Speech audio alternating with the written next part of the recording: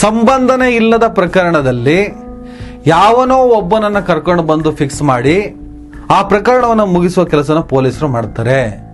ನಾನೊಬ್ಬ police commissioner ಆಗಿ ನನಗೆ ಗೊತ್ತಿದೆ.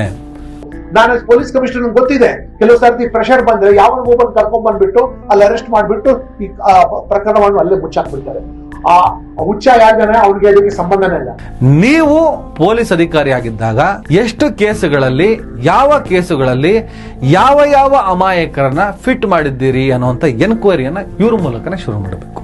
ಭಾಸ್ಕರ್ ರಾವ್ ಅವರ ನೀವು ಪೊಲೀಸ್ ಕಮಿಷನರ್ ಆಗಿದ್ದಾಗ ಎಷ್ಟು ಮಾಡಿದ್ರಿ ಈ ತರದ ಕೆಲಸವನ್ನ?